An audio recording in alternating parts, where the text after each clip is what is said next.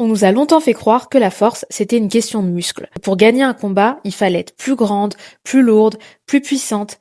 Mais certains arts martiaux reposent sur une idée radicalement différente. Le jujitsu, par exemple, ça repose sur un principe simple. Utiliser la force de son adversaire contre lui. Transformer un désavantage physique en un avantage stratégique. Et quand on est une femme, ce principe change absolument tout, parce que se défendre, ce n'est pas chercher l'affrontement, c'est apprendre à reprendre le contrôle, même quand on est dominé en apparence. Bienvenue dans Oura, le podcast qui parle de liberté, d'autonomie et de vraie vie. J'ai longtemps cherché un podcast qui parle à la fille de banlieue que j'étais, à l'ingénieur que je suis devenue, à la créatrice que je deviens. Je ne l'ai pas trouvé, alors je l'ai créé. J'ai très vite voulu rentrer dans l'art avec les arts martiaux et ça c'est relié directement à mon histoire personnelle. Si vous me connaissez pas, je vais vous le dire, j'ai été agressée à l'âge de 16 ans et pas qu'une seule fois, plusieurs fois. Ça m'a forgé, même si à cet âge-là on n'a pas forcément les mots, on n'a pas les outils, on apprend surtout à se taire, en fait à minimiser ce qu'on a vécu, à faire comme si de rien n'était. Et pourtant, depuis longtemps, j'avais cette idée en tête en fait de faire des sports de combat, de plus me sentir vulnérable dans de telles situations et me sentir capable de me défendre. Mais je me suis jamais inscrite. Comme beaucoup de monde, il y a toujours des raisons à pas faire de sport. Le manque d'argent, parce que je suis issue d'une famille modeste, où il n'y avait pas forcément les moyens de faire des sports, de combat, etc. Mais aussi surtout le sentiment que c'était pas pour moi. L'idée que c'était un milieu masculin, la peur d'être jugée et surtout un conditionnement très fort. Tu n'es pas assez sportive, ce n'est pas pour les filles, tu ne seras jamais à la hauteur. J'ai quand même essayé tardivement la boxe française et franchement c'était super chouette, j'y ai pris goût. Et là, il y a 4 ans, il y a quelque chose qui a réellement basculé, c'est quand j'ai poussé la porte d'un club de Krav Maga, sans confiance, sans certitude, mais avec une intuition très claire que j'avais besoin de faire ça et que ça allait vraiment changer ma vie.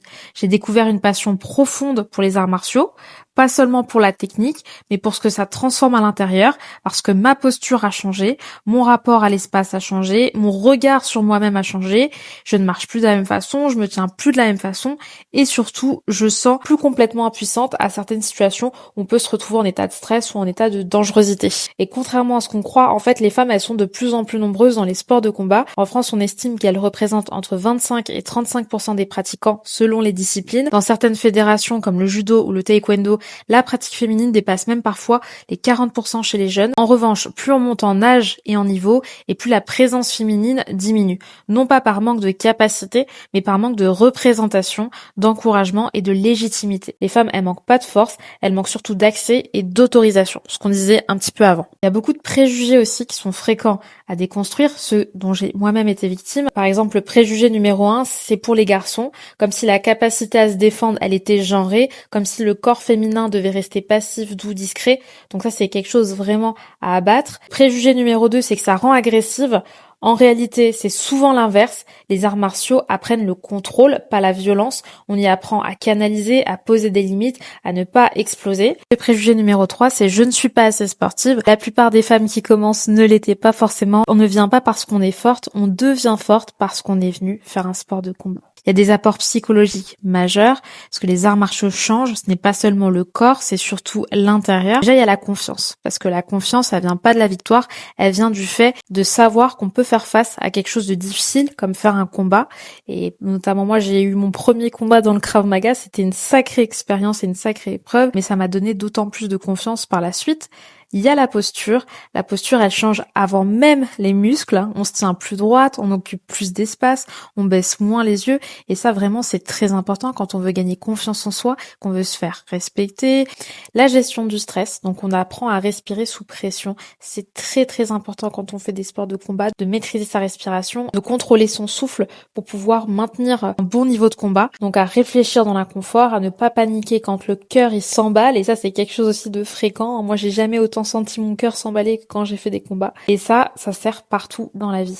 Je voulais aussi vous partager mes petits tips, parce que j'aime bien le faire à chaque épisode. Déjà, le premier tip, c'est comment débuter un art martial quand on n'est pas sportive. La première chose, c'est qu'il n'y a pas besoin d'être sportif pour commencer, s'il vous plaît, les filles. Les clubs, ils sont faits pour apprendre, pas pour performer dès le premier jour. Donc, les conseils simples, c'est de choisir une discipline axée sur la self-défense ou la technique, comme moi ça a été le cas avec le Krav Maga. Après il y a le JJB, il y a le MMA, il y a plein de disciplines super intéressantes à apprendre. Tester plusieurs cours, accepter d'être débutante, qu'il faut bien démarrer quelque part, surtout ne pas se comparer parce qu'il y a un différentiel de niveau, c'est comme ça. Mais vraiment pour commencer, il faut se dire qu'on part petit et que progressivement avec le temps, on va évoluer. Le courage, c'est pas d'être forte, c'est d'oser commencer. Les exercices simples pour travailler la confiance corporelle. Déjà, le premier exercice, c'est la posture. C'est quelque chose qu'on n'apprend pas que dans les sports de combat. Donc l'exercice numéro 1 au niveau de la posture, c'est d'être debout, les pieds ancrés dans le sol, les épaules ouvertes, le regard droit, la respiration lente. Et on essaye de faire ça juste 2 minutes par jour. Moi notamment, j'ai appris ça aussi au théâtre. J'ai appris ça dans ma pratique de la sophrologie. Et je peux vous dire qu'une bonne posture et une bonne respiration, ça peut vous changer littéralement votre vie. Et des fois, ça demande vraiment que 2 minutes par jour. Moi, je le fais quand je suis aux toilettes. Le petit tips. Exercice numéro 2, la voix. S'entraîner à dire non à voix haute, de manière claire, posée et sans justification. C'est important. Vraiment, c'est une ode qu'on se fait à soi-même et c'est une forme d'amour-propre que de savoir dire non sans avoir à se justifier. C'est un exercice aussi, le grand exercice de ma vie. L'exercice numéro 3, c'est le déplacement. On marche en conscience dans l'espace, sans s'excuser, sans se faire petite. Donc ça, c'est un exercice qu'on fait souvent en entraînement au Krav Maga. On marche dans la salle comme ça, on se croise et on s'impose. Et mine de rien, ça paraît bête comme ça, mais c'est super important de bien se déplacer et d'adopter en fait cette confiance corporelle. Le corps apprend avant la tête, sachez-le, et il y a une mémoire musculaire et c'est important d'entraîner son corps à plusieurs gestuels et à plusieurs comportements avant d'avoir la confiance qui va naturellement suivre le corps. On peut concilier arts martiaux et féminité. Faire un sport de combat ne retire rien à la féminité, ça enlève seulement la peur. Donc le look, on peut rester féminine quand on commence les sports de combat en legging, en kimono, en short ou en hijab. Donc vraiment, faites-vous plaisir si vous faites un sport, sauf s'il y a une tenue qui est imposée. Si c'est pas le cas, faites-vous plaisir, ça vous motivera à continuer à faire du sport. La posture, donc une femme ancrée, elle est pas moins douce, elle est simplement moins vulnérable. Et le mindset, bien sûr, se défendre, c'est pas devenir dur, c'est devenir libre. Et ça, c'est ce que je tente de transmettre à travers ce podcast. Et certaines femmes, elles vont encore plus loin. Elles transforment cette pratique en véritable mode de vie jusqu'au très haut niveau. Et aujourd'hui, j'ai la chance de recevoir Marie Loiseau. Elle est combattante MMA, elle est passée par le PFL, c'est une ceinture noire de taekwondo et aussi une prof de MMA féminine depuis 5 ans. Bienvenue Marie, ravie d'avoir fait ta connaissance aujourd'hui. On est dans un café, donc s'il y a du bruit, c'est normal. Je suis très très contente de t'avoir avec moi.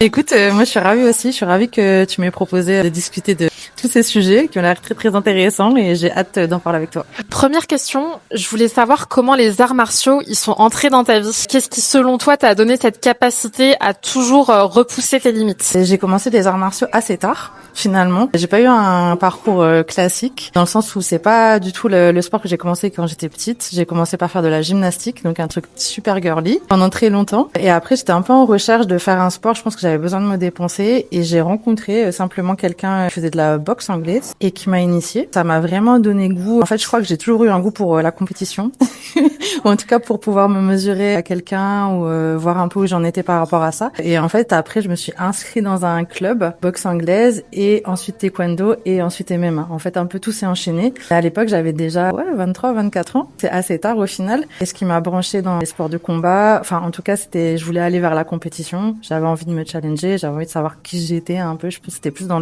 l'idée d'avoir une quête de soi.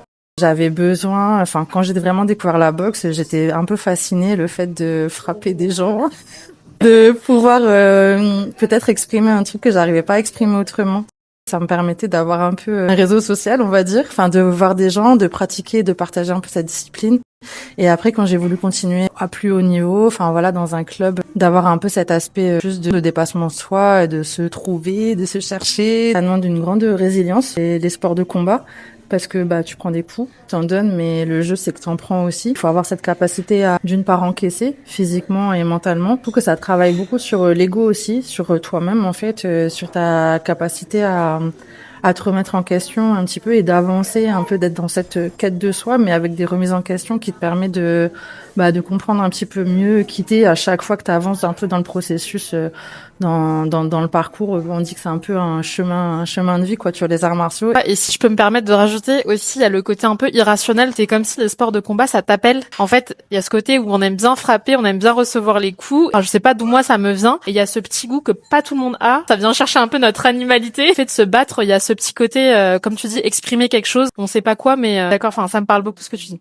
Il y a un combat dont tu es particulièrement fière et pourquoi celui-là? Alors je dirais pas qu'il y a un combat qui m'a rendu fière. Je pense que c'est difficile pour moi d'avoir ce regard sur ce que j'ai fait. Mais il y a 2 combats qui m'ont marqué et c'est peut-être logique, mais mon premier combat et mon dernier combat. Et le premier combat, ça a été une révélation, vraiment une sorte un climax de pas tout ce que j'avais rêvé, mais vraiment une sensation que j'avais jamais ressentie auparavant et que forcément après j'ai voulu retrouver. On dit un peu dans le sport un peu l'état de flow et ça qu'on retrouve aussi dans d'autres domaines, mais j'ai vraiment ressenti comme si j'étais à ma place. Même le fait en fait d'être enfermée dans cette cage, ça m'a rappelé pas mal de symboliques qui ont fait référence à ma vie. Et le dernier combat, ça a été vraiment celui où je suis allée chercher les dernières ressources que j'avais psychologiquement, physiquement. En fait, je suis contente d'avoir été jusque là, commencer de cette manière-là avec une sorte de révélation de moi-même et d'avoir terminé en me disant voilà, j'ai pas de regrets, j'ai vraiment tout donné ce que je pouvais et j'ai mes limites, je suis une humaine. Est-ce que ta pratique du taekwondo, du MMA, elle t'a aidé à traverser des situations difficiles en dehors du sport? Par exemple, on t'a agressé aléatoirement et t'as réussi à t'en sortir. Est-ce que ça a changé la façon aussi dont on te respecte, le fait qu'on sache que tu fasses des sports de combat, notamment dans des milieux masculins, ils vont éviter de,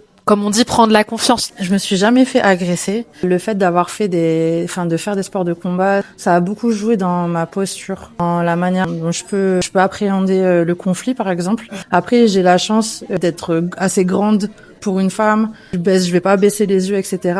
Mais j'ai déjà un peu cette posture naturellement. Les sports de combat, ils m'ont permis d'assurer encore plus cette posture-là dans la rue, dans la vie de tous les jours. Le fait de pratiquer des sports de combat, sans que tu t'en rendes compte inconsciemment, je pense que t'es habitué un peu au conflit, aux interactions peut-être un peu violentes ou les choses comme ça. Ça vient un peu dédramatiser des situations. Je sens que je suis assez sereine et assez calme quand je me retrouve dans des situations de conflit, par exemple. Par contre, je trouve que oui, ça modifie le rapport que t'as au regard par rapport aux hommes. C'est ni positif ni négatif. Et le fait de faire des sports de combat quand ils le savent, tu vois, ça va créer 2 réactions pour moi. Soit un truc de fantasme, où la personne, elle va projeter ses fantasmes sur waouh, Charles, c'est une femme forte et tout ça. Mais on va te renvoyer quand même à ta condition de femme. Ou soit c'est un truc un peu qui ont envie de te tester pour voir si, enfin, ça c'est un truc de mecs, beaucoup, de savoir qui est le plus fort, qui peut conduire un avion, qui peut battre un ours. Enfin, tu vois, c'est des questions que les meufs, elles se posent pas, mais qu'apparemment les mecs se posent et supposent qu'ils peuvent le faire. J'ai l'impression que t'es toujours quand même renvoyée à ta posture de femme. Un peu relié à la question d'avant,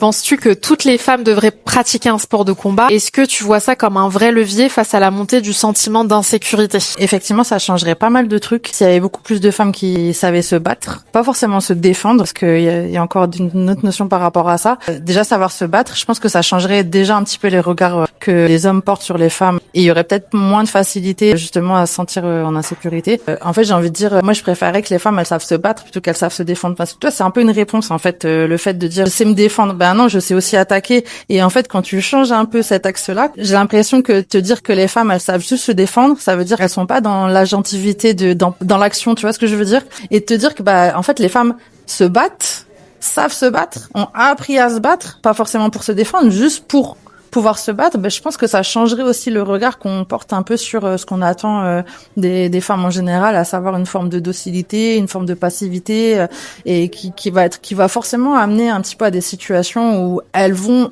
intégrer un peu ce sentiment d'insécurité parce qu'elles ont intégré une forme de faiblesse entre guillemets, ou en tout cas d'impossibilité de pouvoir se battre et se défendre, de réagir juste à des situations de danger en fait. Alors, dernière question. Là, je viens directement dans le cœur du podcast. C'est une question que je pose à toutes mes guests. C'est quoi pour toi la liberté?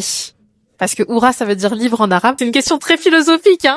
Pour moi, cette notion de liberté, elle serait liée à l'émancipation de l'individu, à savoir pouvoir à travers tes expériences dans la vie, quelles qu'elles soient, trouver en fait quelle personne qui tu es vraiment un peu détaché de peut-être ce qu'on a envie de que tu sois, que ce soit par ce que tu as vécu dans l'enfance, ta cellule familiale, un peu tout ce qui est du transgénérationnel, mais aussi tout ce qui est culturel, tout ce qui est les normes sociales, etc.